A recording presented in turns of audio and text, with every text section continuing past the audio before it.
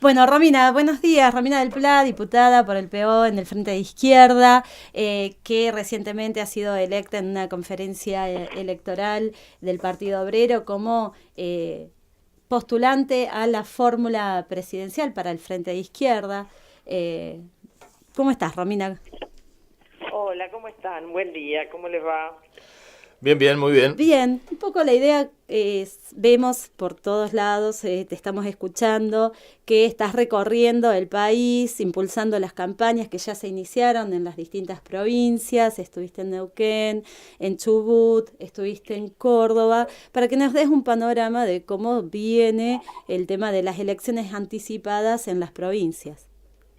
Bueno, en consonancia con el cuadro de crisis económica, cómo se profundiza todo el cuadro de bancarrota general a la que nos está llevando el gobierno macrista, en las provincias esto tiene claramente su expresión. Nosotros hemos denunciado del Partido Obrero que justamente todos estos intentos de elecciones adelantadas tenían el objetivo de muchos oficialismos locales, de los distintos sectores del PJ, de partidos provinciales y del propio y de propios integrantes de Cambiemos, vale para el caso de los radicales de Mendoza y de Jujuy, el adelantamiento electoral despejándolo, separándolo de las eventualidades que pudieran sufrir sus propias fuerzas políticas en las elecciones generales presidenciales, ¿no? Y además adelantándolas en el sentido de tratar de despegarla, digamos, de una profundización más general de la crisis. Sin embargo, estos adelantamientos electorales, hay 17 provincias que han adelantado sus elecciones, lo cual dista muchísimo de ser poco, se están convirtiendo en nuevas expresiones de crisis políticas, ¿no? Y ahí tenemos, bueno, por un lado,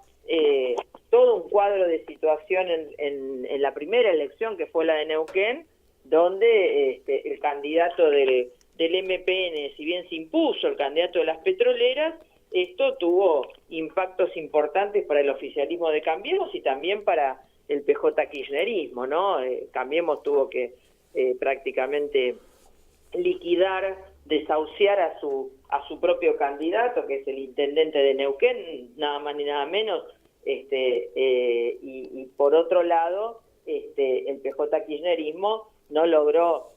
atraer la idea del gran frente anti-Macri detrás de sí para imponerse al gobernador Gutiérrez. Pero por el otro lado, vemos como, por ejemplo, en el caso de Río Negro, que son las próximas elecciones, el tema del adelantamiento electoral ha terminado con una fractura,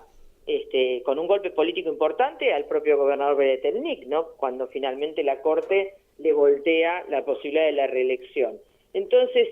todas estas situaciones, y lo podemos ir viendo paso por paso, el caso de Córdoba es enormemente sintomático porque tenemos ahí por un lado la quiebra de la alianza de gobierno Cambiemos, que de algún modo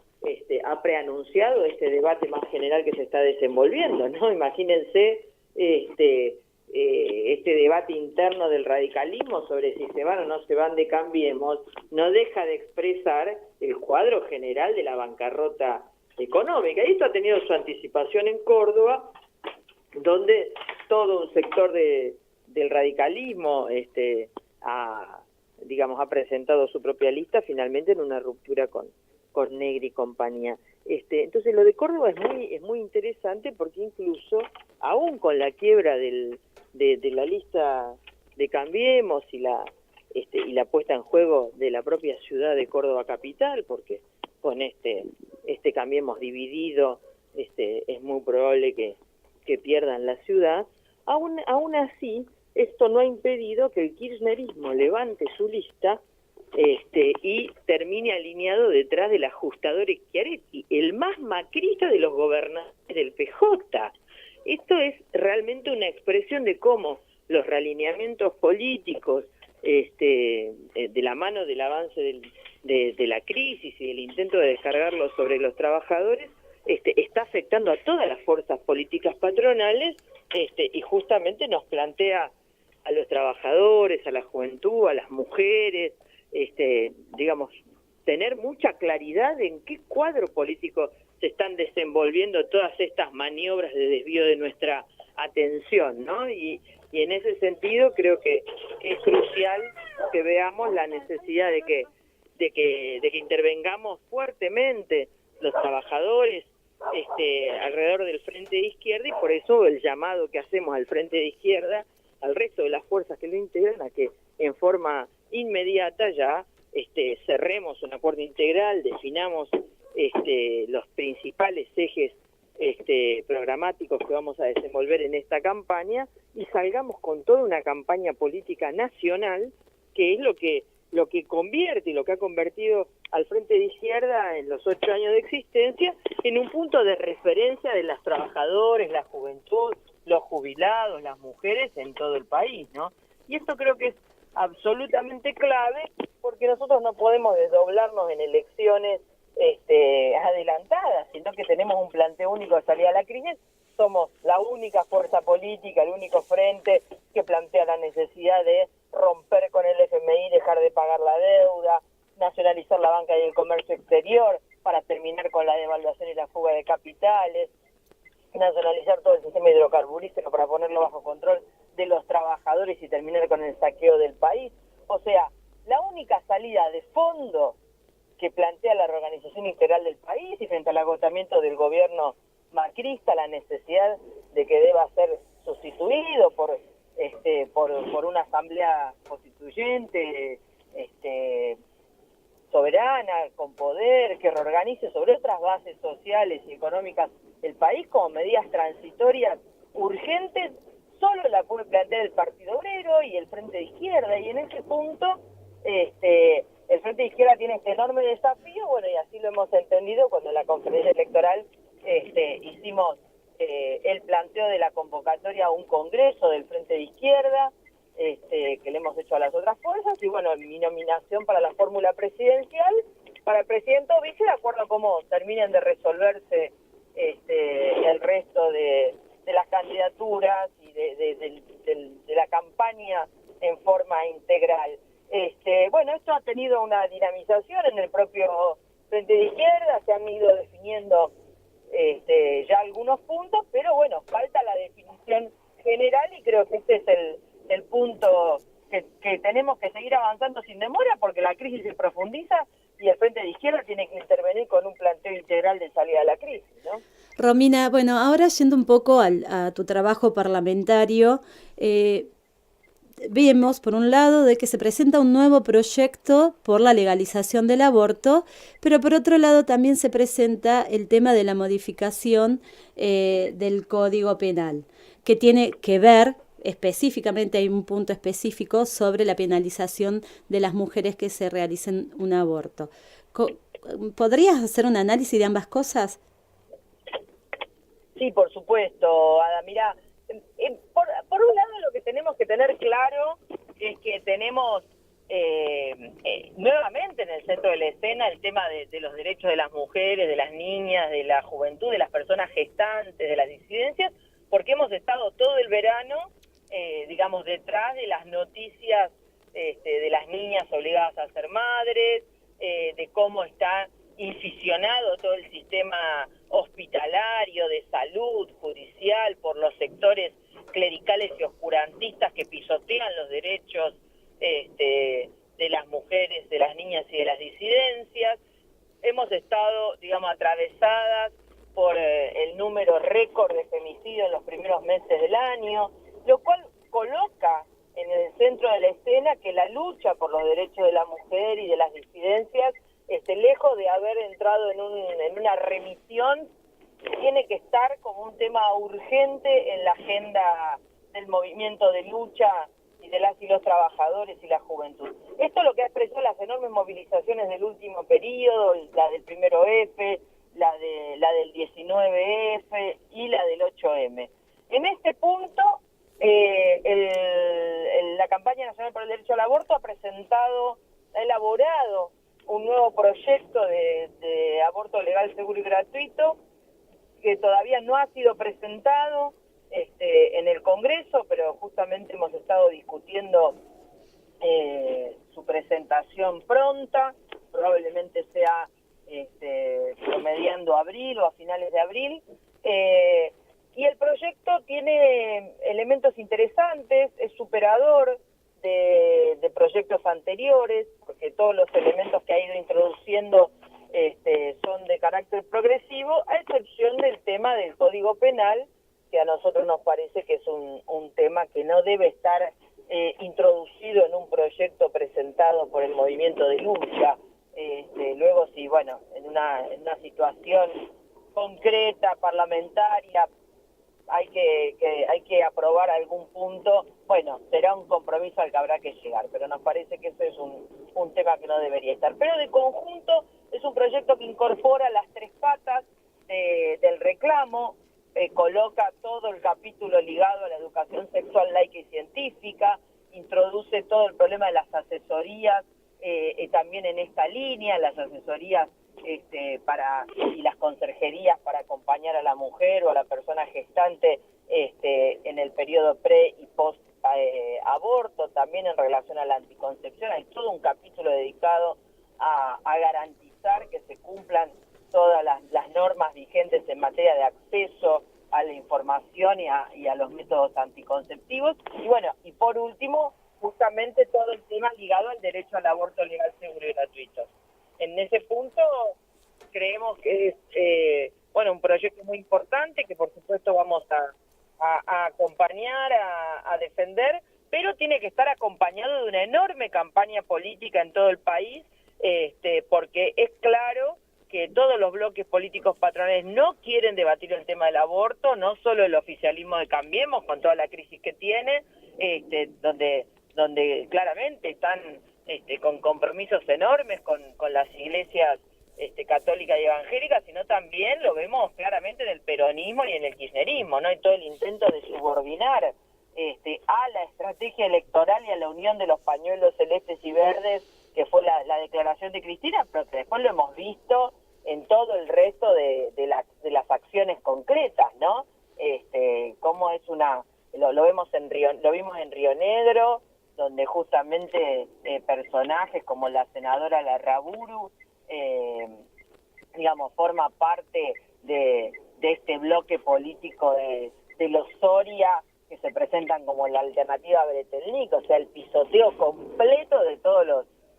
derechos de las mujeres, de la juventud, de las personas gestantes, y esto se expresa en cada rincón. Entonces no nos puede extrañar que las organizaciones que se reclaman feministas, que abrevan en el kirchnerismo, hayan estado por todos los medios tratando de que no sea la consigna central del 8M, que incluso hayan saboteado el aporte económico, las centrales sindicales de la marcha a Plaza de Mayo del mismo 8. Entonces, en este punto hay que sacar muchas conclusiones del movimiento de mujeres, de la necesidad de una gran campaña política que obliga al Congreso a tratarlo y en el caso que como ya vamos viendo, intenten darle la espalda, poner en pie y reclamar la consulta popular vinculante para que sea la población la que decida, y no un Congreso que sigue siendo cómplice del aborto clandestino y de la muerte de mujeres por abortos clandestinos. Ha habido 2 casos resonantes recientes de mujeres muertas, nuevamente por métodos completamente barbáricos e inseguros. Entonces, este tema es muy importante porque aparte entra en el debate con la presentación del nuevo proyecto de Código Penal, que no solo mantiene a rajatabla la penalización de la mujer, sino que introduce novedades como capítulos enteros tratando de separar los derechos del feto de los derechos y las decisiones de la mujer, con lo cual hay nuevos elementos de disciplinamiento social que se intentan imponer de la mano de este código que vamos a enfrentar por todos los aspectos reaccionarios que tiene, pero que incluye una parte muy importante de aspecto reaccionario alrededor del tema de la penalización de la mujer, la penalización del aborto, y bueno, que trata de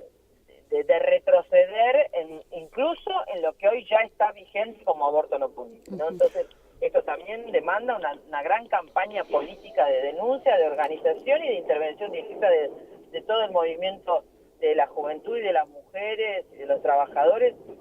con independencia de todos los bloques políticos que están sometidos a las iglesias en este momento. Romy, decime, respecto del Parlamento en sí, está bastante parado, ¿no es cierto? Sí, por supuesto. Mirá, justamente esta semana nos llevaron el jueves, se convocó una reunión plenaria de comisiones para discutir otro proyecto completamente cuestionable, que es el del régimen penal juvenil. Y justamente lo que yo ahí dije en mi intervención, porque quieren armar un debate al estilo como se debatió el proyecto del aborto, con jornadas, especialistas y demás. Justamente el problema es que alrededor de este tema quieren colocar un desvío de la atención, haciendo como que el Parlamento funcionara cuando no han podido convocar ni una sesión en lo que va del año, porque sencillamente no pueden soportar las denuncias políticas del cuadro actual. Entonces no quieren que se discuta ni la devaluación, ni los despidos, ni la fuga de capitales. No quieren que se discuta nada, no porque el Congreso vaya a tomar medidas progresivas, ojo, porque ahí tenemos claro que la oposición patronal ha sido cómplice también de todo este estado de cosas, le han votado 110 leyes, pero aún la agitación política de denuncia y la propia crisis que recorre al oficialismo hace que le sea incontrolable la convocatoria de una sesión. Vos imaginate, hasta con temas que le importan al gobierno no puede resolverlos